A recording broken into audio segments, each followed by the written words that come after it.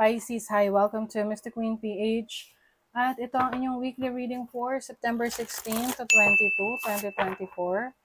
If you are interested in private readings, meron tayong link sa description at sa pinned comment. Paki-check nyo na lang yung information kung paano mag-book for a private reading. Okay, so let's see Pisces, what's coming to you September 16 to 22. Okay. Best possible decision. So, kung meron kang kailangan pagdesisyonan, whether this is career, relationship, yung personal development mo, yung best ang mapipili mo. Justice. Justice is like, babalanse, no? Part ng decision making mo yan. So, whatever you are deciding on, as long as you connect to your instinct, your intuition, yun yung guide mo yung instinct mo. So you will end up with the best possible decision. Yung iba naman sa inyo, this really makes sense, no? Kasi decision and then justice. So ibig sabihin yan, lalo na kung kayo merong court cases or may kailangan pagdesisyonan sa government, you will, kumbaga mas magiging pabor yung decision sa inyo. Okay? Energy, ayan. Maraming energy. Yung iba sa inyo, maaring you experience na parang madalas kayong mapagod, medyo antukin. But ngayong week na to, marami kang energy. Maaring you will do some exercises para ma-boost ang iyong energy. Ayan. You are also going to shine with that energy. O, yung tipong parang, dahil marami kang energy, marami kang kayang gawin, marami kang ma-accomplish. Diba? Your overall energy, puro energy. 8 of Swords. Naku. So, this is your limiting beliefs. Oo. So, it's time for you, maaring you are, releasing your limitations. Na, aalis ka dyan sa sitwasyon na yan na may pumipigil sa'yo. Merong mga, I think kasi itong mga pumipigil sa'yo na to, mga opinion ng iba. Oo. Na minsan, naapektuhan tayo sa opinion ng iba. Minsan, pinapaniwalaan na natin kahit na stranger, random person lang na nag-comment sa ating post. Diba?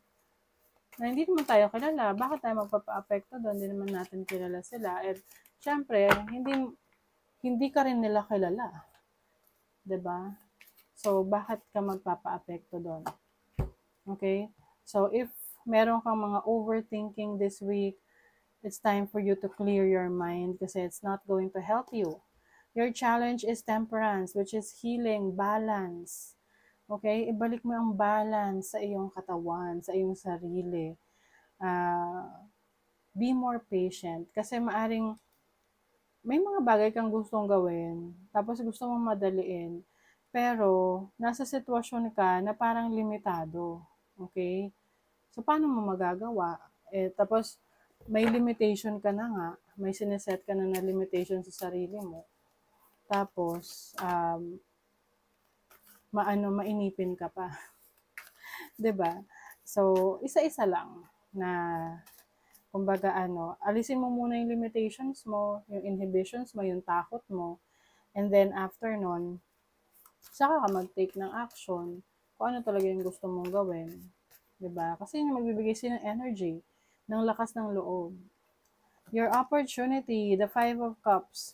Meron kang opportunity na ayusin yung isang decision na nagawa mo before na hindi nag-work out for you. So, kumbaga, I feel like you have may opportunity ka na ngayon na natuto ka na sa yung past mistakes. Whatever this is, can be decision mo sa relationship, yung mga choices mo pagdating sa finances mo, sa business, sa career mo. Your blessing is the Six of Cups. This is about love, going back to what you love. Oh, so yung iba sa inyo, Pisces, you will realize na may mga bagay pala na akala natin, hinahanap natin sa iba, pero nasa atin lang pala. You are going to go back to what you really love. So, just take however it resonates in your life. For example, mahilig kayong mag-bake, magluto, and dahil parang feeling mo wala kang career doon, sumubok ka ng ibang opportunity. But now, na-realize mo na, yung pala talaga, pagluluto pala talaga yung first love mo, yung iyong talents. Nandun pala yung skills mo. Doon ka pala masaya. So, yun yun na ang ipupurso mo. Babalikan mo. Money, career, finances, you have the Emperor. So, now you are in control of your life, your finances, meron kang disiplina sa sarili mo. Oracle of Cups. I think some of you Pisces, ang importante sa inyo pagdating sa trabaho, business, or career, dapat gusto nyo yung ginagawa nyo at mahal nyo yung ginagawa nyo.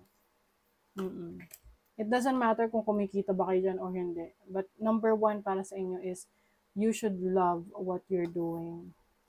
Two of Swords, major decision talaga.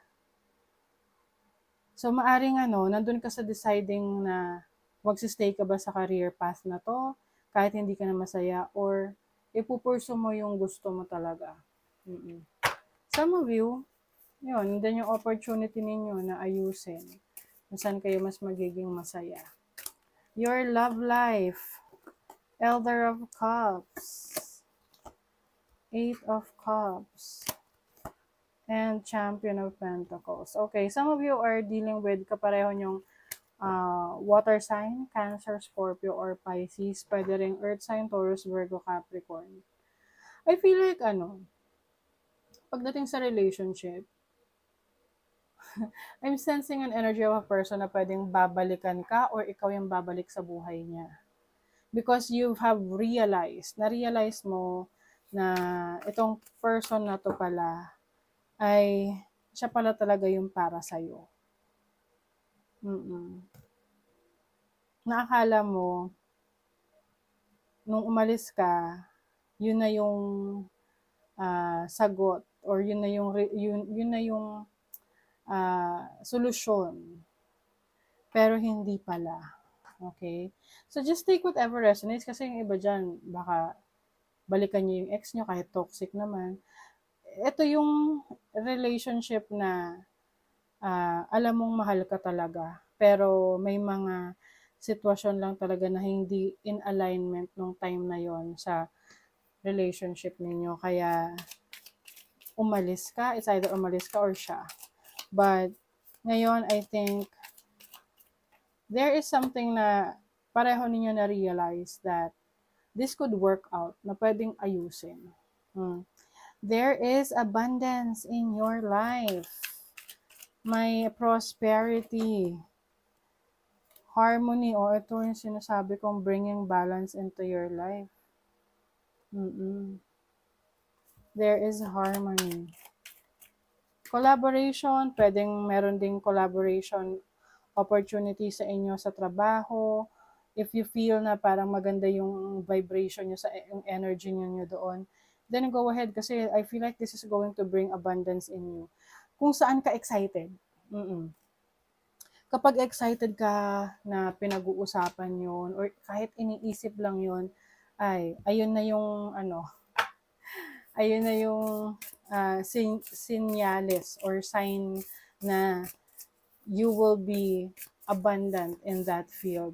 Makakabuti yun para sa'yo or that's the best choice for you. Take control of your own narrative. So, ayun na nga, Pisces. You are powerful enough para manindigan sa sarili mo. Sa sarili mong paniniwala, sa sarili mong perspective sa buhay, 'di ba? So, you have your own structure, stability sa sarili mo na kaya mo, na hindi mo kailangan magpa-control sa iba. Okay? So, that is your reading, Pisces. Thank you so much. Bye.